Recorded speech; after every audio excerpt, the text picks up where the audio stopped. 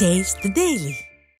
மக்களை காப்போம் தமிழகத்தை மீட்போம் புரட்சி தமிழருடைய எழுச்சி பயணத்திலே திண்டுக்கல் கிழக்கு மாவட்ட கழகத்தின் சார்பில் ஆத்தூர் சட்டமன்ற தொகுதிக்குட்பட்ட பூஞ்சோலை பகுதியிலே திரண்டிருக்கக்கூடிய பல்லாயிரக்கணக்கான மக்கள் மத்தியிலே அனைத்திந்திய அண்ணா திராவிட முன்னேற்ற கழகத்துடைய பொதுச் செயலாளரும் சட்டமன்ற எதிர்க்கட்சி தலைவரும் முன்னாள் முதலமைச்சருமான புரட்சி தமிழர் எடப்பாடி கே பழனிசாமி அவர்கள் எழுச்சி உரை ஆற்றுவதற்காக வருகிறது கொண்டிருக்கிறார்கள்.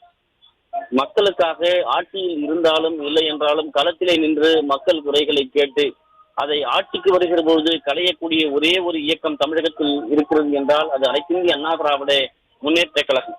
காரணம், இந்த கழகத்தை தோற்றுவிட்ட புரட்சி தலைவர் பாரத ரத்னா இதய தெய்வம் எம்ஜிஆர், அதனை வளர்த்தெடுத்த இதய தெய்வம் புரட்சி தலைவி ஜெயலலிதா, அதனை பாதுகாத்து வரும் புரட்சி தமிழர் எடப்பாடி கே பழனிசாமி ஆகியோர் மக்களுக்காகவே தங்களுடைய வாழ்க்கையை அர்ப்பணித்து வருகிறார்கள்.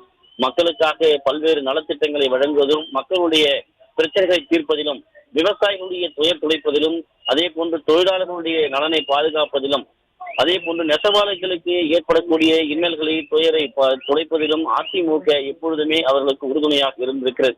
மீனவ மக்களாக இருந்தாலும் சரி, விவசாயிகளாக இருந்தாலும் சரி, நெசவாளிகளாக இருந்தாலும் சரி, தொழிலாளர்களாக இருந்தாலும் சரி, மக்களுக்காகவே இன்றைக்கு செயல்படக்கூடிய ஒரு இயக்கம், மக்களை 2.5 கோடி மக்களை கொண்ட தொண்டர்களை கொண்ட ஒரு மாபெரும் இயக்கம் அனைத்திந்திய அண்ணா திராவிட முன்னேற்ற கழக இயக்கம்.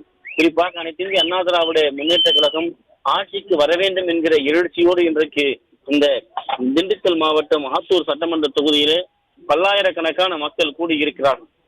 மக்களுக்கு செய்ய வேண்டிய தேவைகளை என்ன என்று உணர்ந்து பெண்களுக்காக இருக்கட்டும், இளைஞர்களாக இருக்கட்டும், மாணவர்களுக்காக இருக்கட்டும், ஏழை எளிய மக்களுக்காக இருக்கட்டும், விவசாயிகளுக்காக இருக்கட்டும், பல்வேறு நலத்திட்டங்களை அதிமுக ஆட்சியிலே கொடுத்தது.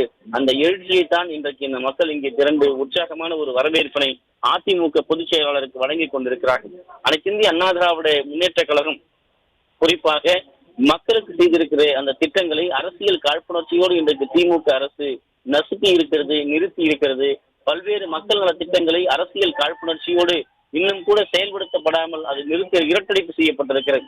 இதனை எதிர்த்துத்தான் இன்றைக்கு இந்திய அண்ணா திராவிட முன்னேற்ற கழகத்துடைய பொதுச் செயலாளர் புரட்சி தலைவர் எடப்பாடி கே பழனிசாமி அவர்கள் எழுச்சி உரை ஆற்ற வந்திருக்கிறார். இந்த திண்டுக்கல் கிழக்கு மாவட்டத்தினுடைய சார்பிலே அதிமுக முன்னாள் அமைச்சர், அனைத்திந்திய அண்ணா திராவிட முன்னேற்ற கழகத்தில் துணை பொதுச் செயலாளர், திண்டுக்கல் கிழக்கு மாவட்ட கழக செயலாளர் நத்தம்பிரா விஸ்வநாதன், அதே போல் அனைத்திந்திய அண்ணா திராவிட முன்னேற்ற கழகத்துடைய திண்டுக்கல் மேற்கு மாவட்ட செயலாளர் பொருளாளர் கழகத்துடைய பொருளாளர் திண்டுக்கல் சீனிவாசன், அனைத்திந்திய அண்ணா திராவிட முன்னேற்ற கழகத்தினுடைய அம்மா பேரவை இணைச் செயலாளர் கண்ணன், அனைத்திந்திய அண்ணா திராவிட முன்னேற்ற கழகத்தினுடைய பல்வேறு நிர்வாகிகள் இங்கே இருக்கிறார்கள்.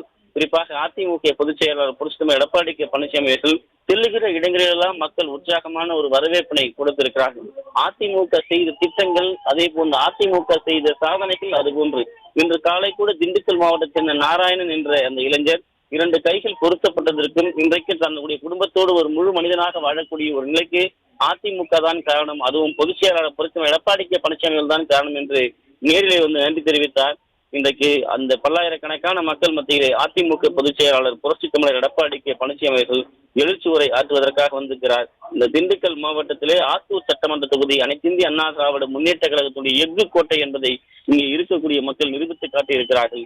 அந்த பல்லாயிரக்கணக்கான மக்கள் மத்தியிலே அதிமுக பொதுச் செயலாளர் புரட்சி தமிழர் எடப்பாடி கே பழனிசாமி அவர்கள் எழுச்சி உரை ஆற்றுகிறார். அந்த நேரலை காட்சிகளை நாம் தற்போது பார்க்கலாம்.